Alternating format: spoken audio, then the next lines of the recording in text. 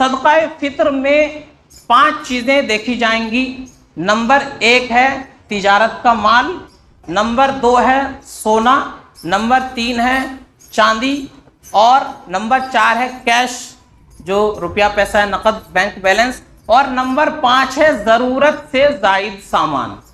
اگر ان چیزوں کو ملا کر کے 52.5 تولہ چاندی کے برابر روپیہ بن جاتا ہے، ابھی کے حساب سے 50,000 سمجھیے۔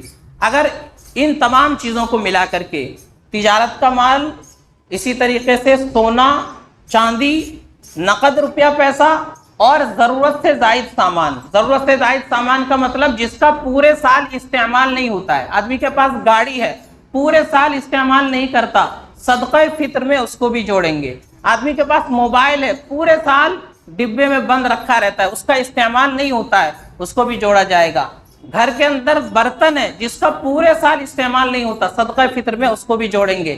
ایسے جوڑے عورتوں کے پاس ہے جن کو پورے سال نہیں پہنتی ہے، استعمال نہیں کرتی ہے، اس کو بھی جوڑیں گے صدقہ فطر کے اندر۔ تو زکوٰۃ میں اور صدقہ فطر میں تھوڑا سا فرق ہے۔ تو ضرورت سے زائد سامان، سونا، چاندی، نقد روپیہ پیسہ، تجارت کا مال، ان 5 چیزوں کو ملا کر کے اگر 52.5 تولہ چاندی کی قیمت بن جاتی ہے ابھی کے حساب سے 50,000 روپے، تو اس آدمی پر صدقہ فطر ضروری ہو جاتا ہے۔ صدقہ فطر اگر عورت پر ضروری ہے تو عورت تو صرف اپنی طرف سے ادا کرے گی، اس کے لیے اور کسی کی طرف سے ادا کرنا ضروری نہیں ہے۔ لیکن اگر مرد پر صدقہ فطر واجب ہو جاتا ہے تو مرد اپنی طرف سے بھی ادا کرے گا اور اپنے نابالغ بچوں کی طرف سے بھی ادا کرے گا۔ جو بچے نابالغ ہیں ان کی طرف سے ادا کرے گا۔ بالغ بچے کی طرف سے ادا کرنا اس کے لیے ضروری نہیں ہے، چاہے بالغ لڑکا ہو یا لڑکی ہو، اس کی طرف سے ادا کرنا اس کے لیے ضروری نہیں ہے۔ اگر وہ کر دے گا تو ادا ہو جائے گا، لیکن اپنی طرف سے اور اپنے نابالغ بچوں کی طرف سے ادا کرنا اس کے لیے ضروری ہے۔ اور عورت کے لیے صرف اپنی طرف سے ادا کرنا ضروری ہے۔ یہ صدقہ فطر کا نصاب ہے۔ تو صدقہ فطر میں یہ چیزیں ہوتی ہیں۔ صدقہ فطر ہو یا زکوٰۃ ہو، مستحقین ہی کو دینا چاہیے۔ دیکھیں کہ کون آدمی اس کا مستحق ہے۔ اسی طریقے سے اپنے رشتہ دار کو دیں گے تو اس میں زیادہ ثواب ملے گا۔ ہمارا بھائی ہے غریب، پہلے اس کو دیکھنا ہے، ہماری بہن ہے پہلے اس کو دیکھنا ہے۔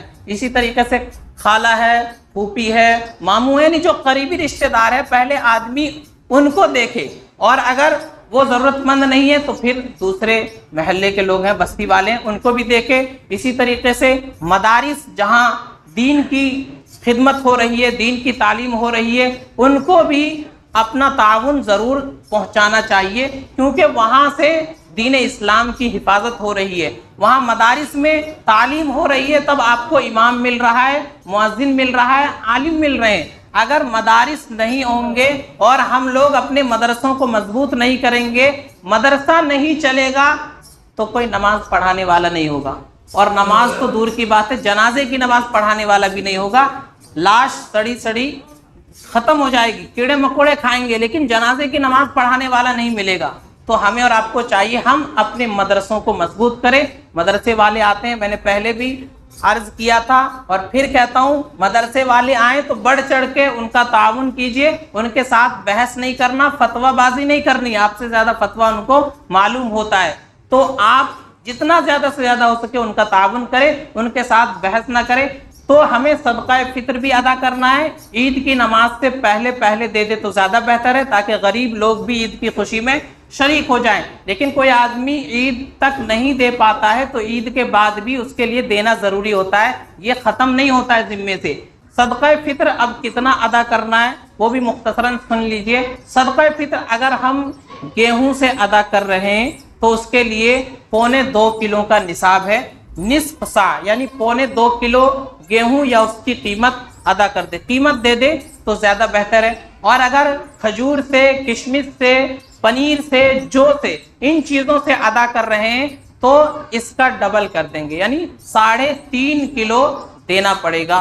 تو اب اس میں جو آدمی غریب ہے، کمزور ہے، تو وہ گیہوں سے اگر کام چلا لے، ابھی کے حساب سے امارت شریعہ کا جو اعلان آیا ہے 60 روپے کا ایک آدمی کا صدقہ فطر تو اس کا تو ٹھیک ہے، لیکن بڑے بڑے مالدار آدمی جن کے پاس کروڑوں کی دولت ہے وہ بھی گیہوں میں کام چلا لیتے ہیں، 60 روپیہ دے کر صدقہ فطر ادا ہو گیا، ادا تو ہو جائے گا، لیکن اللہ نے مال زیادہ دیا ہے تو کشمش کے ذریعے ادا کرنا چاہیے، پنیر کے ذریعے ادا کرنا چاہیے، کھجور کے ذریعے ادا کرنا چاہیے، تاکہ اس سے زیادہ غریبوں کی مدد ہوگی۔ اگر گیہوں کے ذریعے ادا کرتا ہے تو ایک آدمی کا 60 روپیہ، اور اگر کھجور کے ذریعے ادا کرتا ہے تو 900 1000 روپیہ بنیں گے، اور کشمش سے کرے گا تو اور زیادہ ہوگا، تو غریبوں کا زیادہ فائدہ ہو جائے گا۔ تو اللہ نے جس کو زیادہ دیا اس کو چاہیے کہ ان چیزوں سے ادا کرے، کشمش ہے، کھجور ہے، جو ہے، پنیر ہے۔ اور اگر کوئی آدمی متوسط درجے کا ہے، زیادہ دولت نہیں ہے، لیکن صدقہ فطر اس کے ذمہ ضروری ہے، تو وہ گیہوں سے ادا کر دے۔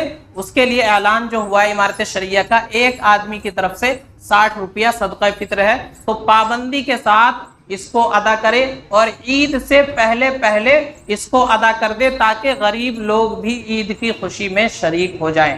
اور اگر نہیں دیں گے تو بعد میں بھی دینا ضروری ہے، وہ ذمے سے ختم نہیں ہوتا ہے۔